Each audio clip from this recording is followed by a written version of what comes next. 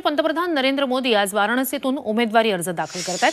वाराणसीतून सकाळी 11:40 ते अर्ज दाखल करतील।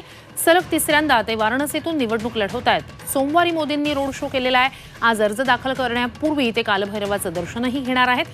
तर अर्ज दाखल करून कार्यकर्त्यांची बैठकही घेणार आहेत आणि त्यानंतर मात्र ते पुढे झारखंड दौऱ्यासाठी रवाना होणार आहेत, जिथे त्यांच्या प्रचार सभेचं आयोजन करण्यात आलेलं आहे। दरम्यान आज अर्ज भरतील पंतप्रधान मोदी, त्यावेळेला एनडीएतील महत्त्वाचे नेते, काही राज्यांचे मुख्यमंत्री उपस्थित राहणार आहेत आणि त्यात आपल्याकडून राज्यातून मुख्यमंत्री एकनाथ शिंदे सुद्धा उपस्थित राहणार आहेत असं कळतंय।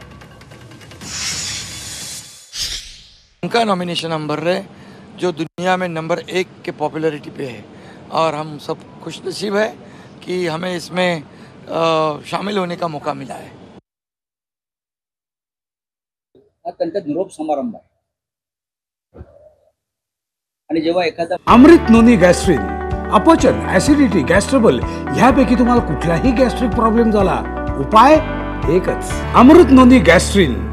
मोठ्या व्यक्तीचा निरोप समारंभ होतो तेव्हा असे लोक उपस्थित राहतात, बरं का। आता याआधी उद्धव ठाकरे त्यांचा अर्ज भरताना उपस्थित राहिले, यावेळेला ते नाही। त्याच्यावर ही त्यांची निरोपाची जी यात्रा आहे त्या यात्रेमध्ये त्यांचे लोक उपस्थित राहतील।